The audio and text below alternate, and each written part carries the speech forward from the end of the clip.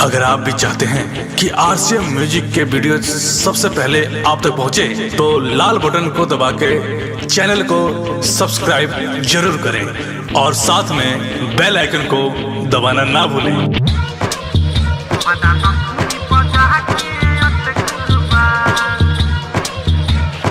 DJ Shiv Narayan, DJ Shiv Narayan.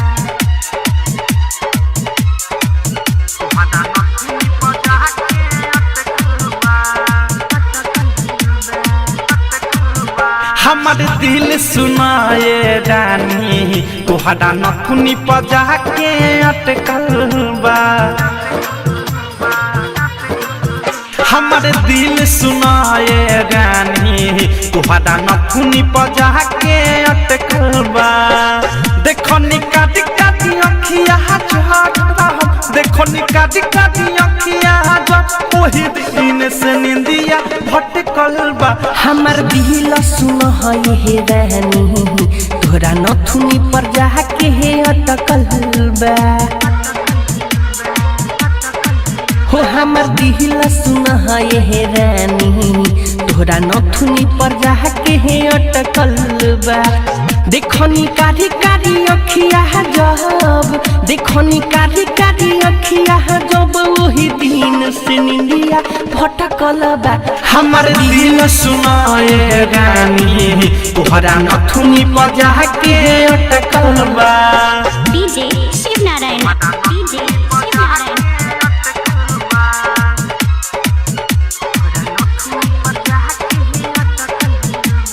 कमरी का महन लागेला, गरदन लागे सुराही, होठ के लाली चुमे दहाली, करना नहीं नहीं।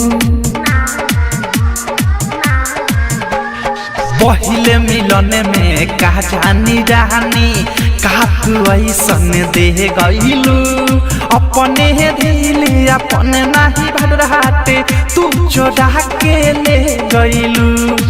जाने महारे औरी तुहार, जाने महारे औरी तुहार कनवाली जे दुनु लटकल बा।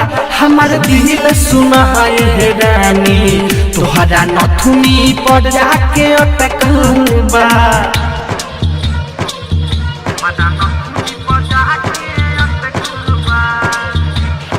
DJ Shiv Narayan, DJ Shiv Narayan.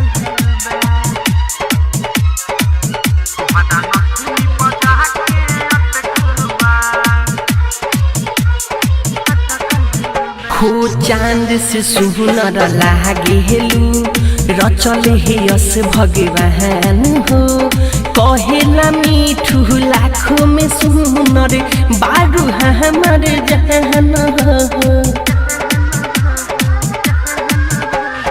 बढ़े बेचैनी जब जब रानी पास तू आके चल जालू, अवधे से प्रेमी के बहिया से जब रानी निकल जालू।